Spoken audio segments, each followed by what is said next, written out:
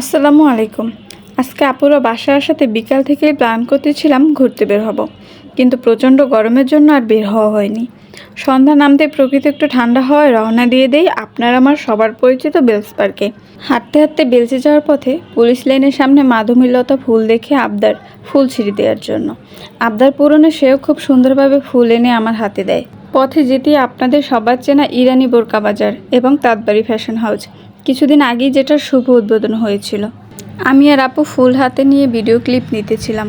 অবশেষে হাঁটতে হাঁটতে চলেই আসলাম বেলস পার্কের পিছন গেট দিয়ে। পুকুর পাড়ে সবাই বসে আড্ডা দিতেছিল। এখান থেকে বেলস পার্কের ভিউটা অনেক সুন্দর লাগতেছিল। শুক্রবার হওয়াতে পার্কে অনেক লোকজন ছিল। ছুটির দিনে পার্কে ভিড় একটু বেশিই থাকে। হঠাৎ চোখে পড়লো হাতে তৈরি করা অসম্ভব সুন্দর কিছু চুড়ির দিকে। এগুলোর প্রাইস 100 থেকে 200-র মধ্যে ছিল। একটু সামনে যেতেই দেখি কিছু ছেলেরা বক্সিং করতেছিল। প্রতি বক্সিং নাকি 20 টাকা করে। দেখি ভাইয়া কত করতে পারে। ভাইয়া তো পুরো বাজিমাত করে দিল। একটু সামনে যেতেই দেখি বাচ্চাদের খেলনা। বড় হয়েছে ঠিকই, কিন্তু বাচ্চাদের খেলনার প্রতি আকর্ষণ আর গেল না। তারপরে চলে গেলাম 20 টাকার কসমেটিক্সের দোকানে। এখানে যে কোনো জিনিসের মূল্য প্রতি পিস 20 টাকা করে। আপনাদের একটু দেখানোর চেষ্টা করতেছিলাম। ব্যান্ড ছিল, চিরুনি ছিল, লিপস্টিক ছিল, আরও অনেক জিনিসপত্র ছিল। সামনে যেতেই দেখি সুন্দর কাঠগোলাপ গাছ। ফুল নিয়ে যতই বলবো কম হয়ে যাবে। ফুল বরাবরই সুন্দর। পাশেই এক ভাইয়ে ইয়ারফোন, চার্জার, কেবল, ব্লুটুথ, সেলফি স্টিক বিক্রি করতেছিল। আমি কিনবো না দেখে আর দামাদামি করি নাই। সামনে তাকা দিয়ে দেখি আলো ঝলমল করে। কাছে গিয়ে দেখি বহু পুরনো হারিকেনের ছোট্ট সাইজ, কিন্তু প্লাস্টিক ছিল। একটু সামনে যেতেই চোখে পড়লো ওয়াল পেন্টিংয়ের দিকে, সাথে কিছু গল্পের বইও ছিল। সামনেই দেখি পানের দোকান। কি দিয়ে তৈরি করতেছিল আমি নিজেও জানি না।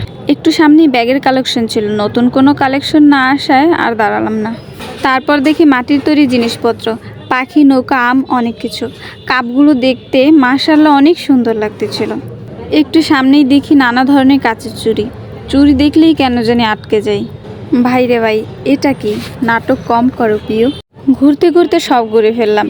এখনও অনেক ভিড় ছিল। সারাদিনের ক্লান্তি শেষে সবাই প্রকৃতির মাঝে হারিয়ে যায়। তারপর রওনা দিলাম চকের দিকে, জুতা কেনার উদ্দেশ্যে। এই যে আপনাদের নগর ভবন। কিন্তু গিয়ে মনে পড়লো আজকে তো শুক্রবার, মার্কেট বন্ধ। কি আর করার, চলে গেলাম বাংলা বাজার মোড় স্টেপের শোরুমে। ভিতরে ঢুকলেই সারপ্রাইজড হয়ে গেলাম।